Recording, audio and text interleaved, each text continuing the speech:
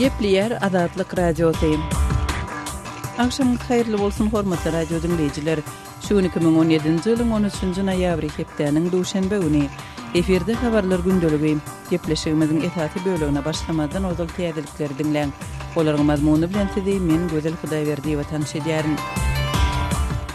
Eýranyň resmiýetleri ýurdun Irak bilen Siriýanyň goýunda bolan göýüşli ýer sarskyny zerarly adından 328 adamyň wepat bolanlygyny we 2,5 müň adamyň yaralananlygyny habar berdiler.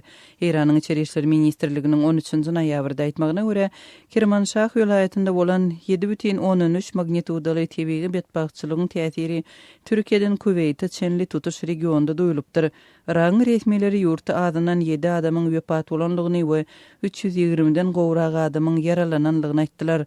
10-njy noýabrda akşam dören yer titremäniň merkezi Iragyň Demirgazyk gündoğrundaky Halabja şäherinde boldy. Birleşen Ştatlaryň prezidenti Donald Trump Filipinlerde başlanýan gün orta gündoğur Aziýa ýurtlarynyň sammitinde Koreýa ýarymadasyndaki dartynlylygyň we global sowdanyň esasy meseleleri boljagyny aýtdy.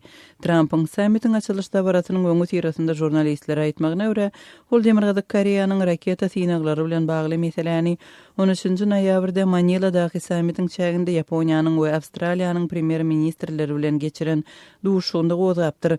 Trump Shinzo Abe we Malcolm Turnbull bilen geçiren duşugynda sowda urundan edilen uly öňügidişlikler barada söýlendigini aýtdy. We sowda bilen bagly käbir uly adamlary aýtdyk. Siziň bilişiňizden hem has uly diýip Trump jurnalistlere aýtdy. Birleşen Ştatlaryň Aziýanyň uly bölegi bilen sowda gatnaşyklary üýtgäp durýar. Trump Birleşen Ştatlaryň prezidenti wezipesine geçeli bäri ýurduny ýuwaş okean partnerligi ulalaşygyna tarap iterýär. Türkmenistanly samboçy Gulbadam Babamradowa 2-nji ýyllyk dünýä çempiony boldy. Sambo boýunça 41-nji dünýä çempionaty 9-njy we 13-nji noýabr aralygynda Orsiýatyň Soçi şäherinde geçirildi. 26 ýaşly Gulbadam Babamradowa 2010-njy ýylda Minskde geçirilen dünýä çempionatynda hem altyn medal gazanypdy. Türkmenistanyň prezidenti Zähmetwe Iratyň sosial goragy boýunça ministrliginiň ýol başçysynyň orunbasaryny işden boşatdy. Prezident Gurbanguly Berdimuhammedowyň kararyna görä Ähmet Anna Muhammedow işde goý beren düpli kemçilikler we ýol başçynyň wezipe derejesine gabat gelmeýän etmişler sebäpli wezipesinden çetleşdirilipdir. Bu arada Türkmenistanyň döwlet mediasy 10-njy noýabrda habar berdi. Şeýlede ýurdun pensiýon fondunyň başlygynyň orunbasary bolan Anna Muhammedowyň etmişleriniň jikmejikleri resmi maglumatda ma'lum edilmedi. Geçen hepde Libanyň premier ministri wezipesinden çekilýänligini eglan eden Saad Hariri öz ýurdunyň aýlagyň Arap ýurtlary tarapyndan girizen sanksiýalaryň töwekelçiligine düşünýändigini aýdýar. Bu sanksiýalar Eýran tarapyndan goldanýan Hizballah topurynyň Livandaky hereketleri bilen bagly boldy. Hariri bu barada özüniň howpsuzlygyndan huwatirlanyp hökümet başyndan çekilýänligini eglan etmeginiň ideýany 10-njy noýabrda Saudy Arabistanyna eden telewizion interwýusynda aýtdy. Hariri öz kararynyň ýurt üçin pozitiw netije berjegine inan baglydy we Eýranyň goşulmagynyň regionyň beýleki ýurtlary bilen gatnaşyklary bozmagyň ehtimallygyny belledi. Saudy Arabistanyň ýol başçylygyndaky Arap ýurtlarynyň koalisiýasy Eýran bilen ýakyn gatnaşygy sebäpli we ony regional terrorçylygy maliýeleşdirmäge ýardam bermekde aýplap, aýlagyň kiçijek ýurdy Katar bilen hem sowda we diplomatik gatnaşyklary kesipdi. Gürjistanyň premier ministri hökümetiň düzümini üýtgedýänligini we ministrlikleriň ençemesiniň sanyny azaldýanlygyny aýdyp, bu çäresini çykdyjylary azaltmak we netijeliligi artdyrmak niýeti bilen düşündirdi. Premier ministri Georgiy Kvirikaşviliniň 13-nji noýabrda Tbiliside jurnalistlere aýtmagyna görä, 4 ministrlik şol sanda energiýa, tebigat we mineral resurslary, sport we ýaşlar ministrligi, iqtisadiýat, owakyjylygy, medeniýet hem adalet ministrlikleri bilen birleşdiriler. Kvirikaşvili bu özgörtmeleriň hökümet tarapyndan ýakyn wagtda tasdiklanjakdygyny aýtdy. Täze hökümet Gürjistanyň häkimet başyndaky Gürjistanyň Arzuwy Demokratik Gürjistan atly partiýanyň agzalarynyň köpçüligindäki parlament tarapyndan hem tasdiklanmany. Kırgızstanyň Demirgazyk Çuy regionunyň häkimetleri gadagan edilen islamçy toporyň liderini ele salanlygyny habar berdiler. Regionuň polisiýa departamentiniň medeniýet wekili Nurbek Toktasunowyň 13-nji noýabrda Azat Ýewropa Azatlyk radiosyna aýtmagyna görä, tutsak edilen 47 ýaşly adam ýakyn inkaratly islamçy herekete uýan dini jemgyýetiň ýolbaşçysy bolmakda guman edilýär. Kırgızstanyň häkimetleri Hindistanda dörülen bu hereketi ekstremist diýip 2016-njy ýylda oňa gadagançylyk girizdi. Hormatly radio dinleyijiler, siz günün käbir täzelikleri bilen tanış bolduňyz. Biz gepleşigimizi dowam etdirýäris. Azatlygy isleýän wagtyňyz isleýän ýeriňizde dinlemek isleýäňizmi? Munuň üçin SoundCloud tilsiminde Azatlyk radiosyny tapyň we ýazylyň. Azatlygyň maglumatlaryny ilkinji bolup dinleň. Play Store'dan ýa-da iTunes'dan SoundCloud'un tilsimini indirmek ýatdan çykarmaň. Azatlygy SoundCloud tilsiminde Azatlyk radiosy ýazyp tap bilersiňiz.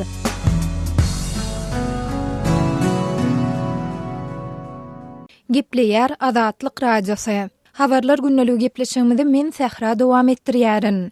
Türkmenistanda döwlet işgärlerini çağılar bagyny öwürmek barada basyşlaryň dowam edýändigi habar berilýär. Bu waka geçen ay türkmen häkimetleriniň çağılar baglarynyň töleglerini 10 esse gymmatlatmagy bilen enatalaryň köpüsiniň çağasyny öýünde alyp galýandygy barada maglumatlaryň ýaýran döwrüne gabat geldi. Azatlyk radiosynyň da şowdaky çeşmeleri şu günler vilayet häkimliginiň resmiýleriniň Saparmurat, Türkmenbaşy we Aktepe etraplarynda onu gola ýygnak geçirip döwlet idare kärhanalarynyň işgärlerinden çağılar bagyna gatnatmalydyklary barada duýduruş berýändigini aýdýarlar. Aktepe etrapyndaky 1-nji, 3-nji we 4-nji çağılar baglarynda geçirilen ýygnaklarda çağılar bagyna gaýtaryň diýipdirler. Ilatyň köpüsi pulumuz ýok, günümüzi görüp bilemzok. 80 manat köp maşgalanyň ýarym aý maşgala büdjeti diýip jogap beripdir diýip adynyň efirde agzalmadlygyny soran Azatlygyň söhbetdeşi gurrun berdi. Onuň tasdiklamagyna görä şeýle ýygnaklaryň geçirilmegine soňky günlerde ýurduň Demirazlyk welaýatynyň çağılar baglaryna gatnaýan çağılaryň sanynyň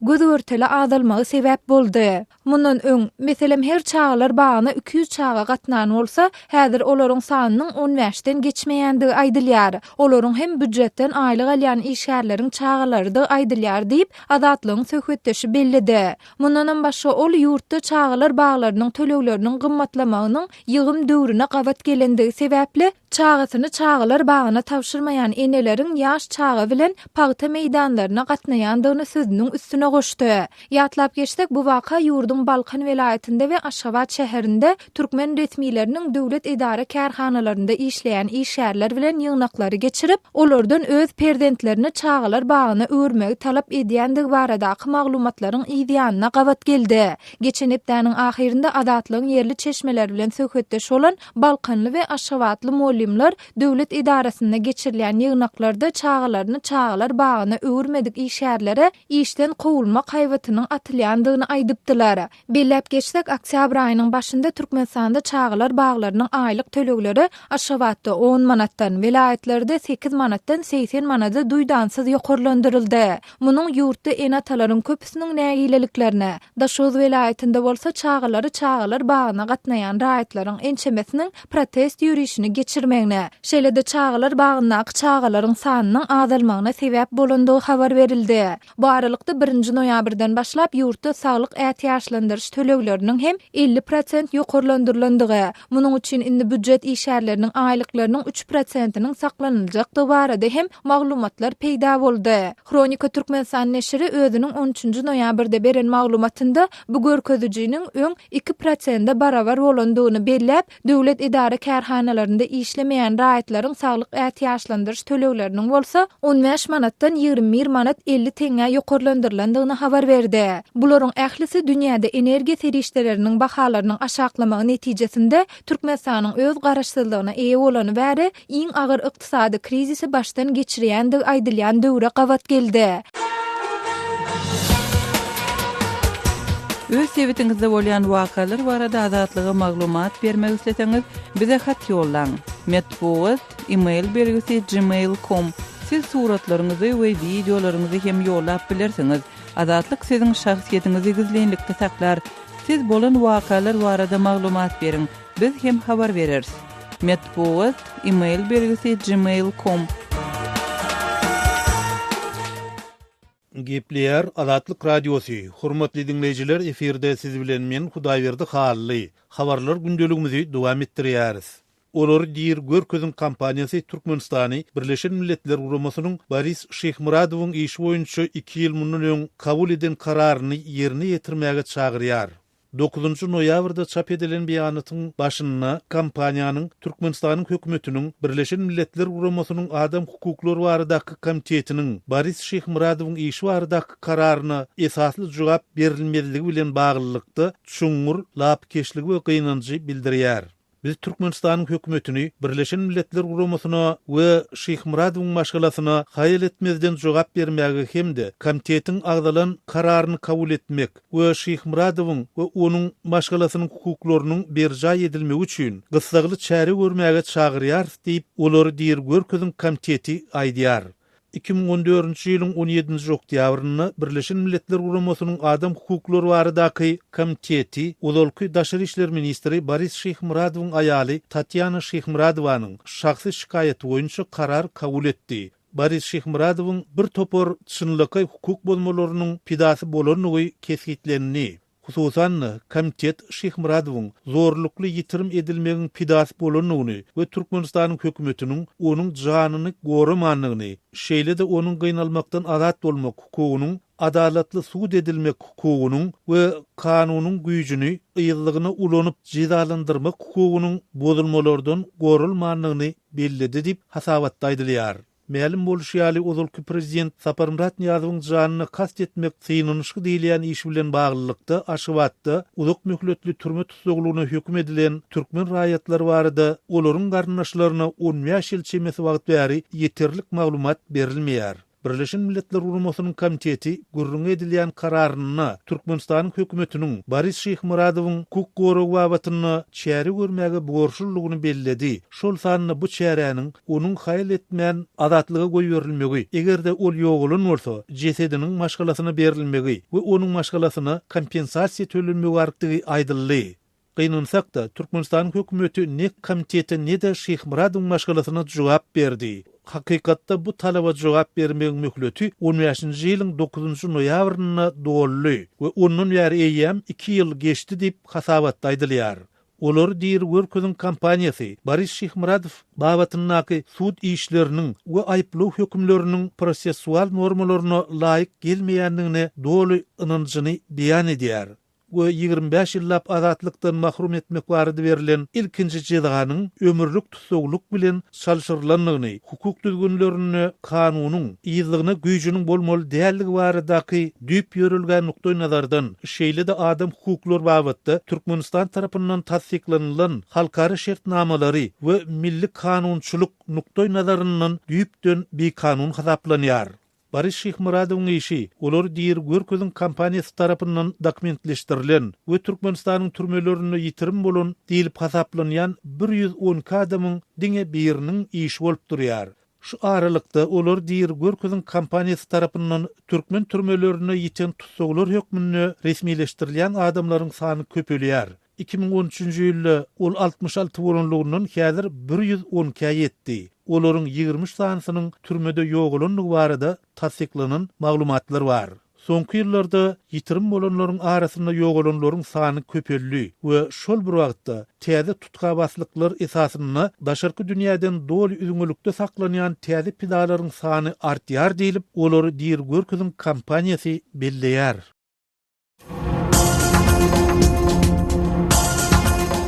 Öz sebitiňizde bolýan wakalar barada azatlyga maglumat bermek isleseňiz, biziň Facebook hasabymyzda ýazyň.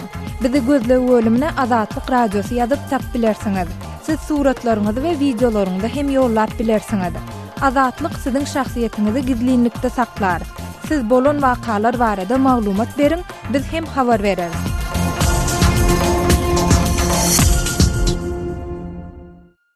Gepleýär Azatlyk Radiosu. Habarlar günneligi gepleşigimizi men Sähra dowam etdirýärin. Türkmenistanda vilayetlaryň özara serhetleşýän ýerlerindäki we beýlek sewitlerindäki barlyk nokatlarynda howpsuzlyk çäreleriniň we barlyklaryň güýçlendirilendigi barada habar berilýär. Azatlyk Radiosynyň ýurt içindäki çeşmeleriniň tasdiklamagyna görä, bu barlyk nokatlaryna geçirilýän barlyklary Türkmenistanyň Içeri işler ministrliginiň neşe garşy görüş bölüminiň 2 işgäri, ýürite gulluklaryň işgäri diýilip çaklanylýan 3 sany raýat eşigindäki adam we polisiýanyň ýol gözegçilik gullugynyň adyndan 2 inspektor we ýürite tälim berilip taýýarlanylan ýysalyjy itler gatnaşýar. Taklaya ondan ähladın düşmeli maşinden avtılogdan hokman. Ondan olursa birinci şu ifadeyantın kömögülen adamları varlaya ondan sonra item bir sahel yerde bir gözleneyen zat yani bir kaçsak geçirilen çilim var olsa ya olmasa kaçsak geçirilen mat var olsa ya ismertçiler var olsa ya neşefer işler var olsa şoları yüz uğruna tapya hem de haber veriyor. Sonundan maşinlerin salonunu hem de yüklenen görüntü bagajlar varlan diye.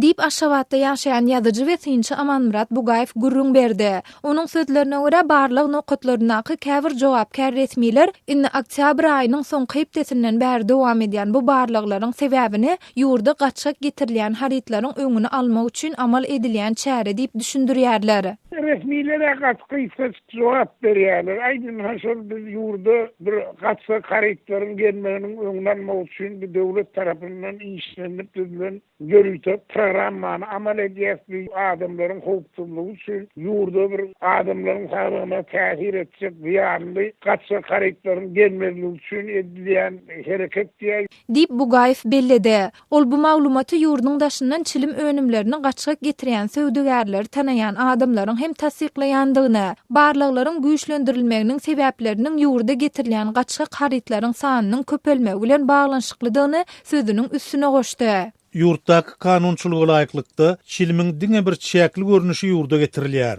Onuň hili öwürlükli däl. Mali ýagdaýy oňuşykly bolan çilimkeşler bolsa, ýokary hilli çilim çekmäge isleg bildirýärler. Munyň netijesinde käbir söwdegärler goňşy ýurtlara gidip ol ýerde käbir türkmen haritlaryny çilim, spirtli içkiler ýaly ýurtdaky gyt haritlara çalyşýarlar. Olaram ýurda getirip gymmat bahadan satýarlar. Bu barlyklar şu gizlin söwdanyň öňüni almak we döwlet tarapyndan satylýan haritlary geçkinli etmek üçin edilýän çäre. Dip adynyň efirde agdalmadlygyny soran ahalyň ýaşaýjysy Azatlygyň yerli çeşmesine gurrun berdi. Ýatladyp geçsek Türkmenistanda 2016-njy ýylyň martynda ýurda temmäki önümlerini getirmek we satmagyň ähli ýetýärligi diňe söwda we daşary ykdysady aragatnaşyklar ministrligine berildi.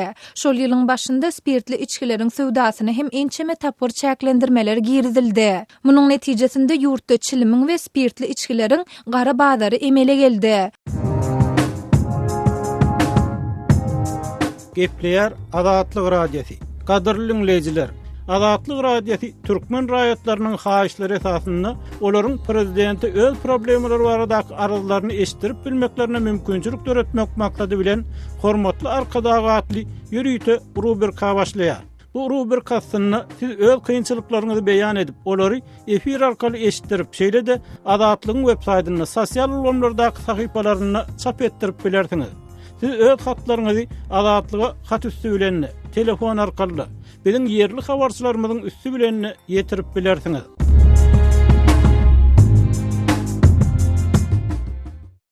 Gepleýär Azatlyk radiosu gepleşiklerimi dowam etdirýär. Efirde siz bilen men Sultan Atçylywa. 2017-nji ýylyň 17-nji sentýabrynda Aşgabatda geçiriljek ýapyk binalarda we söwes sungaty boýunça 5-nji Aziýa oýunlaryna taýýarlygyň çäginde Aşgabat şäherindäki bar bolan kiçik tarapçylaryň jaýlarynyň daş töwereginde ýaşaýjylara awtologlaryny goýmaklyga gadagançylyk girilipdi. Aziýa oýunlarynyň tamamlanmagy bilen bu gadagançylyklaryň aradan aýrylmagyna ýaşaýjylar umyt baglanmalylar-da. Ýaşaýjylaryň umytlarynyň puç bolandygy aýdylýar. Şäheriň çäginde bar bolan awtodrolgalaryň awtologlary goýmagy ýeterlik däldigini, has gowrumly awtodrolgalaryň ýaşaýyş jaýlaryndan uzakda ýerleşýärligi sebäpli ýaşaýjylara olaryň amatsızlygyny aýdyp, Aşgabatyň ýaşaýjysy 50 ýaşly işçi Ferda şeýle diýär. Gün orta naharyna öýe gelip çaý çörek iýençäň, jaýy golay ýerde goýan awtologyň eýýam ýokdur. Ony evakuatora salyp alyp gidýärler. Ýa bolmasa döwlet awto inspeksiýasynyň işgärleri awtologlarynyň safly sesi bilen awtology aýyrma talap edip gün orta naharyna agy gatýarlar. İşden soňra bolsa, öýüňe golay bolmadyk awtodrolgada awtology goýup öýüňe gaýtjak bolsaň, ýa taksa pul berip maşgalaň agdyndan kesmeli, ýa da piýadalap öýüňe gaýtmaly bolýarsyň.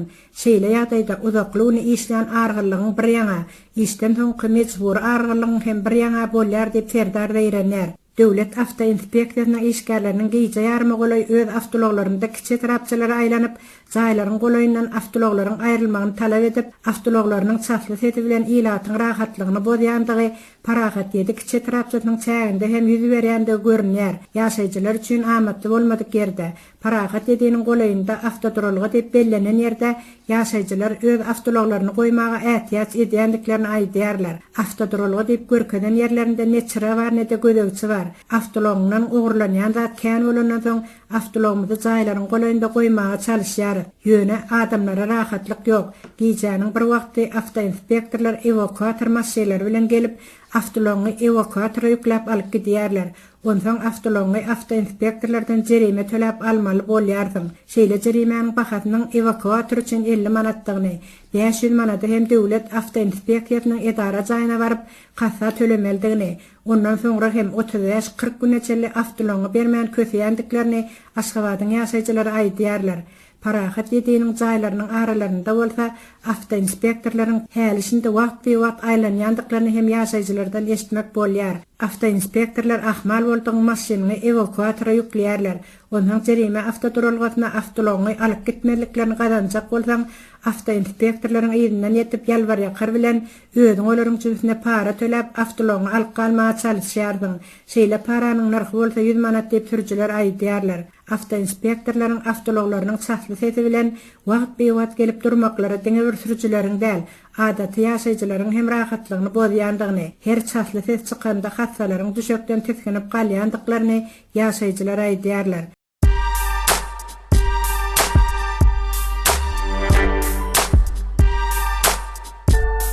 Qadarly dinleyijiler, indi siz Türkmenistanda bolup geçen soňky wakalary Azatlyk radiosynyň Odnoklassniki sahypasyndan hem izarlap bilersiňiz. Bu sosial ulgamda köp sany Türkmenistanlylaryň bardygyny nazarda tutup, Azatlyk radiosy bu ýerde hem öz sahypasyny açyp, maglumatlaryny ýerleşdirip başlady. Bize goşuluň.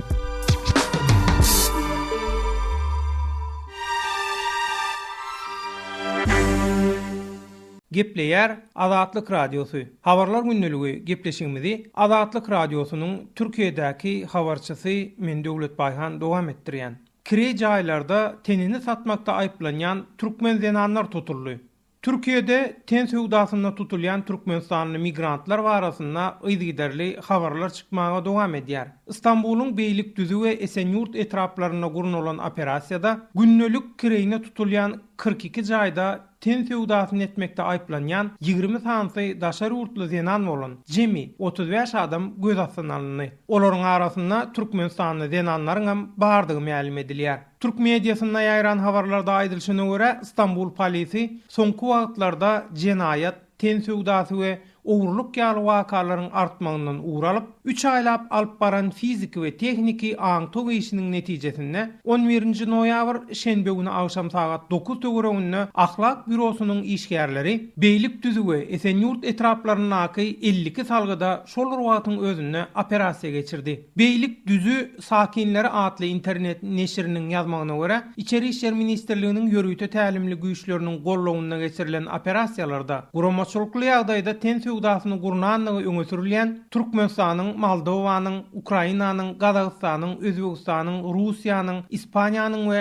Paraguaýyň raýatlary bolan jemi 20 sany daşary urtly zenan bilen olaryň müşterisi güman edilýän 15 adam göz astyna alındy. Şol wagtyň özünde öýleri ten sowdasyny edýänlere günnelik kireýine berende güman edilýän 8 adamam ten sowdasyna araçylyk etmekde aýplanyp, kaziýetde suwda çekilmek üçin tutsak edildi. Polis we yerli çeşmeler ten sowdasyna güman edilip tutulan daşary urtly 20 denanyň arasynda näçe sansynyň Türkmenistanyň raýatydygy we olaryň ykbaly barasynda jikmejik maglumat bermeýär. Türk telekanallarına görkezlen video şekillerde polisiň ten sowdasy üçin günnelik kireýine tutulan öýlerde barlyk geçirýän mahaly käbir penjirelerden aşak şüpheli zatlaryň we jisimleriň zyňylýandygy gözilýär. Polis işgärleri öýlerde bir bekanun ruhsatsız tüpeň bilen 1 kilogram neşe maddasyny tapdy. Türk polisi penjirelerden aşak zyňylan zatlaryň hemmesini jikmejik barlykdan geçirdi. Barlygyň netijesinde güman edilýänlerden 2 sansy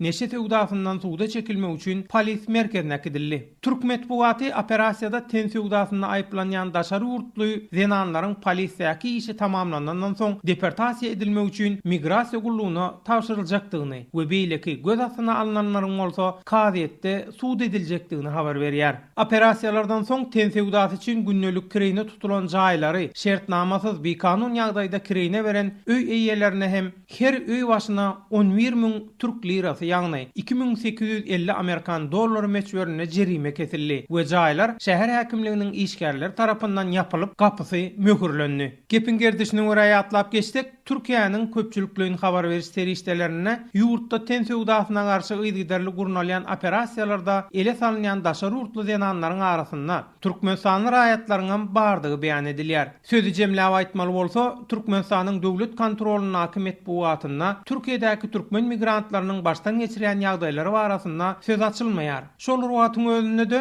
şeýle ýagdaýlara duş gelýän türkmen migrantlarynyň ykballary barasynda degişli türkmen ýa-da türk resmiýlerden jikmejik maglumat ýa-da haýsam bolsa bir kommentariýa almagam Azatlyk radiosyna başartmaýar. Azatlygy line ulgamynda Goşmak 420 773 797 383 telefon belgisi arkaly tapyp bilersiňiz. Biziň bilen habarlaşyp maglumatlary, suratlary we videolary ugradyň. Şahsiýetiniz dogry gizlilikde saklanar. Goşmak 420 773 797 383.